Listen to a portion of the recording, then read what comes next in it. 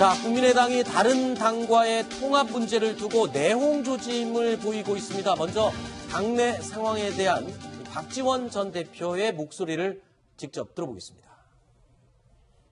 일부 의원들이 바른정당과 통합을 하자 이런 얘기가 나와요.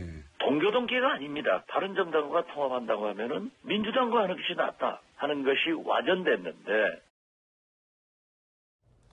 자, 원래 바른정당과의 통합 얘기는 대선 이전부터 계속 나오고는 있었고요. 그런데 민주당과의 통합 다시 얘기, 그러니까 바른정당파와 민주당파 이렇게 두 개로 갈라진 겁니까, 내부가?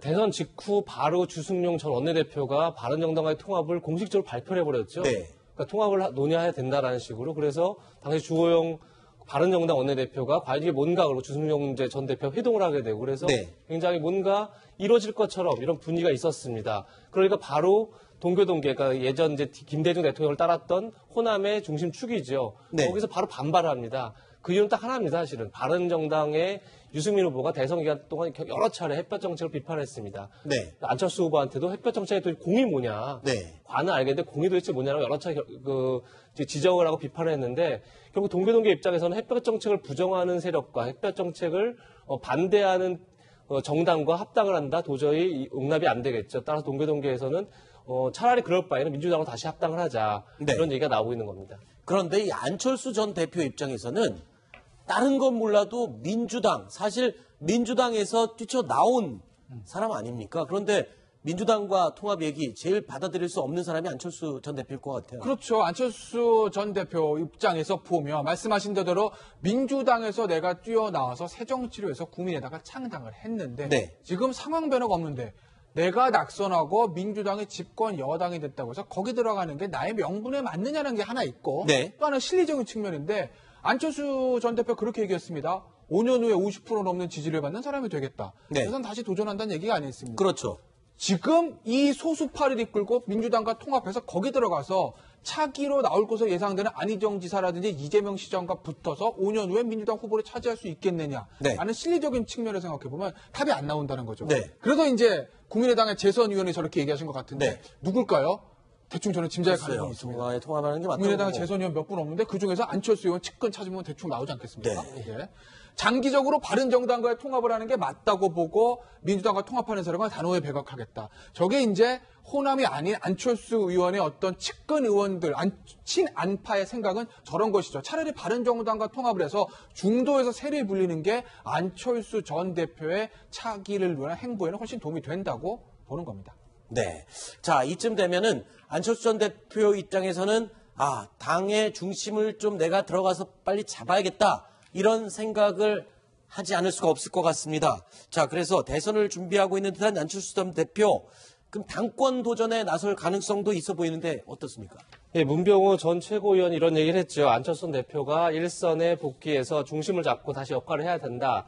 따라서 전당대회에 출마를 검토할 수도 있다. 이런 얘기를 했는데 사실 고민이 되게 많을 것 같습니다. 왜냐하면 지금 물론 자유한국당에서도 홍준표 전 이제 대선 후보가 당권 도전 의사를 사실상 밝혔기 때문에 안철수 전 후보라고 해서 나오지 못하라는 법은 없지만 지금까지 많은 대선 후보들의 전철이라는 게 대선에서 패배하고 나면 사실은 바로 당권에 도전하기보다는 다시 이제 어떤 겸허하게 좀 성숙하는 과정, 그러니까 다시 자기 정치의 가치와 비전을 재정립하는 과정들을 거쳤기 때문에 안철수 전 대표가 바로 다시 당권을 도전해 나서면 과연 호남 쪽 의원들이 어떤 반응을 보일지 좀 의문이 듭니다. 네. 이게 국민의당 내부는 안철수 이제 대통령 후보였던 안철수 전 대표하고 그다음에 호남 지역의 대부분의 현역 의원들하고 서로 상호 모순 관계라고 볼 수가 있거든요. 네.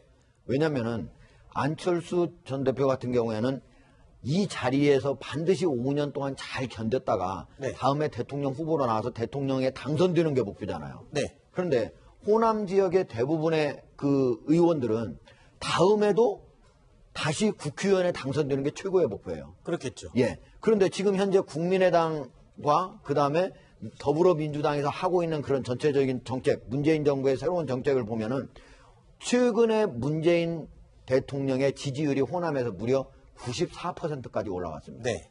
그리고 그 전에 대통령 선거에서는 안철수 후보하고 문재인 후보하고 사이의 지지율 차가 63대 20% 초반 이 정도였거든요. 그렇기 때문에 지금 이런 상태로서는 일반 국민의당 의원들은 안철수 전 후보, 전 대표를 등에 업고는 도저히 다음 선거에서 이기기 어렵다고 보는 거예요. 그러니까 네. 더불어민주당으로 오히려 가자 하는 거고, 안 대표 같은 경우에는 바른정당하고 합체하면 호남정당이 전국정당으로 확대되는 거다 이렇게 보는 거죠. 네. 자, 안철수 대표, 이 부산시당 관계자들 만난 자리에서요, 이 지지층들이 벌써부터 모여들고 있다라면서 자신감을 보이기도 했습니다. 이런 말을 했어요. 들어보시겠습니다. 정말 분하고 억울한 마음에 대선전이 아니고 대선이 끝났는데 굉장히 급속도로 빠르게 모이고 있고, 이분들을 정말로 잘 조직하면 제2의 노사모모 수준의 그런 굉장히 튼튼한 지지층이 될 것 같습니다. 지금까지 5년간 처음 보는 현상입니다. 그래서 아마 굉장히 많은 또 당원들이 전국적으로 가입할 가능성이 있습니다. 자, 이제 또 다른 야당 얘기를 해볼까요? 자유한국당, 지금 친박 세력과 홍준표 전 지사와 이 당권 다툼을 놓고 신경전이 벌어지고 있습니다. 그런데 친박 쪽에서는 지금 홍준표 전 지사를 대항할 사람들로 외부 인사를 영입할 준비를 하고 있더라고요. 예, 어떤 사람이 그런 얘기가 나옵니다. 일단 친박 입장에서 봤을 때 홍준표 전 후보가 나온다. 그러면 그 상대를 대적할 이제 친박 후보를 내야 되는데, 친박이 전면으로 나서기는 워낙 또 여론들 좀 안 좋고 네. 친박에 대한 부정적인 시각들이 있으니 외부 인사를 영입해서 우리의 대리인은 내놓겠다, 뭐 이런 얘기들 나오는데, 거론되는 사람이 역시 황교안 전 총리요. 네. 황교안 전 친박에서 대선 후보에도 나오지 않았습니까? 황교안 전 총리도 있고, 그리고 김황식 전 총리 얘기도 있고요. 그리고 이번 지난 박근혜 정부에서 총리의 물망에 좀 올랐던 김병준 예전 노무현 청와대 정책실장 얘기도 나오는데, 근데 참 이 멤버들을 보면요, 자유한국당에 심각한 고민이 묻어 있다라고 네. 저는 봅니다. 왜냐하면 사실 외국의 사례들 이렇게 보면요, 보수 정당의 선거에서 패배한 다음에 항상 지도부의 세대 교체가 있어요. 네. 영국 보수당도 그랬습니다. 네. 토니 블레어부터 고든 브라운까지 이 노동당의 정권 뺏긴 다음에 그 다음에 나온 사람이 그 당시 아마 제게 38인 것 같은데 네. 데이비드 캐머런이에요. 네. 총리 됐습니다. 미국 공화당 마찬가지입니다. 오바마한테 지고 나서 폴라이언이 떴습니다. 그렇게 젊은 사람들을 세대의 교체해가면서 변화를 이끌어 가는데, 그런데 자유한국당 이번에 뭐 당권 주자들로 나오는 분들 보면 다 올드한 옛 인물이거든요. 네. 뭔가 자유한국당도 리더십 교체가 있지 않으면, 네.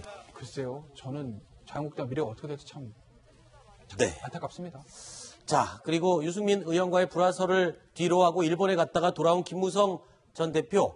자, 이 공항에서 노룩 패스. 사실은 어제 저희 뉴스 탑10에서 제일 먼저 이 화면을 공개를 했다가 오늘 하루 종일 언론에 이 관심을 받았습니다. 인터넷에서 근데 이게요, 해외 인터넷 커뮤니티에서 엄청난 조회수를 보이면서 글들이 막 쏟아지고 있다고요? 그렇습니다. 대체적으로 제목은 한국 정치인의 허세 이렇게 영문으로 이제 번역이 돼서 네. 제목을 달아서 저런 영상이나 사진이 올라가고 있는데요. 그 뭐 미국의 최대의 유머 사이트에도 소개가 됐고, 뭐 댓글도 뭐 수천 개가 달릴 정도로 해외에서도 큰 관심을 보이고 있다고 합니다. 어제 이 자리에서도 저 장면을 계속 소개를 시켜드리면서 좀 재미있는 영상 정도로 말씀을 드렸었는데, 처음에 저희가 소개할 땐 그랬었죠. 그런데 김무성 전 대표를 싫어하는 사람들이 좀 많이 많아서 그런지 네. 굉장히 비판적인, 아주 강한 논조로 비판하는 기사들도 지금 쏟아지고 있는 중입니다. 네. 알겠습니다. 다시 한번 말씀드리면 어제 저희가 처음에 소개할 때는 굉장히 화기애애한 분위기에서 공항에서 나오는 모습이 참 재미있다. 이 정도로 소개를 했었는데 이재명 차장. 약간 설명은 필요할 것 같습니다. 네. 그러니까 김무성 전 대표 얘기는 지금 이제 많은 비판의 핵심은 이건 아니겠습니까? 즉 갑질의 대마왕이다 시키기 위해서 굉장히 권위적인 모습을 보였다. 그러니까 비서진에 보지도 않고 그냥 가방을 던지는 듯한 모습이었는데, 김무성 대표의 측의 설명은 이렇습니다.